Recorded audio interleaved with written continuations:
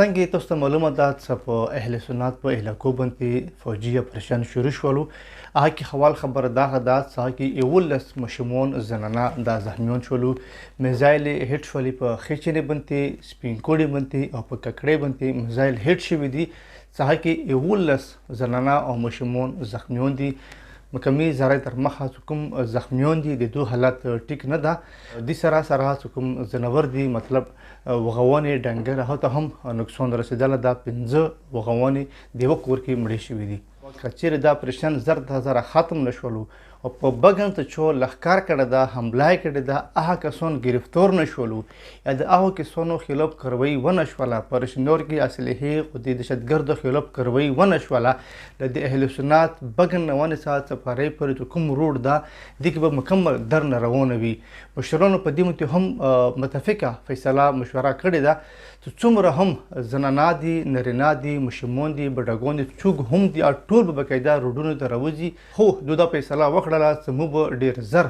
روډ مکمل دھرنے دپاره بندوو چې دې کې ټول زنانه ماشومان نارینه ټول دې کې موجود وي چې دھرنه مو ویر کو ویلې چې کوم ځای کې د آپریشن ضرورت ته هغه ځای کې آپریشن نه کیږي چې کوم ځای کې د آپریشن ضرورت نشته هغه ځای کې بار آپریشن کیږي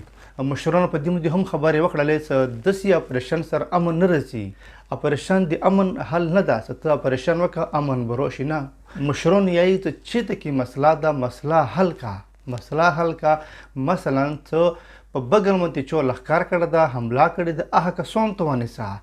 چې هم بګن ته نقصان رسولی ده هغه کسان ونیسه هغه کسان گرفتار کړه هغه په خلاف باندې ته کاروایي وکړه هغه نه بعد ممکنه ده چې امن راشي نو په زور زبردستي باندې امن نه راځي نه چې امن راوستلی ده چې کوم آپریشن اوس روان ده په بګن ډاډ کمر په سرو هډګو مندرای په دغو علاقو کې چې کوم آپریشن روان ده هغه آپریشن په واجب باندې معلوماتو تر مخه چې 11 زنانه او ماشومان کې زخمیان دي ورسره 15 جانور هم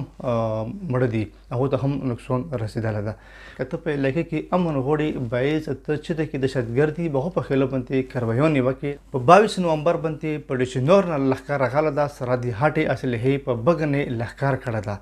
نو هغه کې چې څومره هم نقصانات شوي دي هغه ته عضله وکړه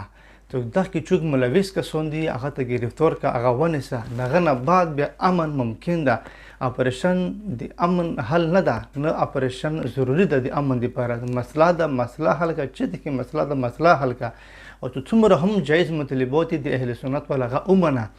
نو زه به ته یو ورته بیا وایم چې کوم اهلسنت متفقه فیصله مشوره وکړله چې موږ به ډېر زر اعلان وکړو چې درنه مکمل درنه روانه شي بګنه څه پرې چې هغه کې به زنانه هم وي ماشومان به هم وي بډاګان به هم وي ټول به مطلب هغه کې موجود وي ویلې چې د جایز کوم مطالبات دي هغه منلو دپاره به